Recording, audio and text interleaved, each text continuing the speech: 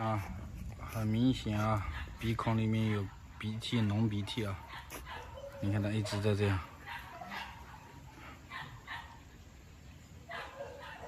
今天的状态也不是很好啊。这个跟屁虫，看它精神状态，你现在看它好像感觉还不错啊。其实从昨天我就发现它这个狗好像有点萎靡不振。昨天呢一点都没吃，你看今天我把其他的都跟它隔离了啊，就给它单独放出来。为什么呢？我发现啊，它精神很萎靡不振啊。昨天是一点都没吃，应该说前天是一点都没吃，昨天吃了少许。然后发现它那个有流鼻涕啊，浓鼻涕啊，然后伴随着轻的咳嗽啊，我已经给它打了2天的针了啊，很多新手如果这样的情况拉到宠物店医院去的话，肯定人家10有8九，如果不负责任的宠物医院就会说它是犬瘟。那我这一期视频呢，是会比较长时间的记录的一期视频啊。我们看一下，究竟我用别的治疗方式能否把它治痊愈啊？还是说它真的是犬瘟而不行的？其实是不是犬瘟呢？可以用试纸试一下的啊。有些时候是那个养狗的话，有些健康的话是常识啊，不要被有些不良的宠物医院给坑害了啊。好，那接下来大家细心观察它。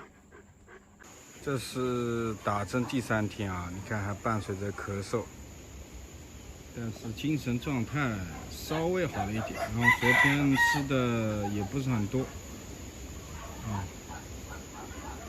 这是第3天打针，打完之后这个一个现象啊。我们近距离看一下它那个鼻孔里面鼻屎什么的有没有在流鼻脓的啊？精神状态好了一些，流鼻脓的状态呢还有，但是很少一点点，很少啊，伴随着轻微的咳嗽啊。今天就是这么一个情况。好，这是第6天打针了啊，干没中，来过来。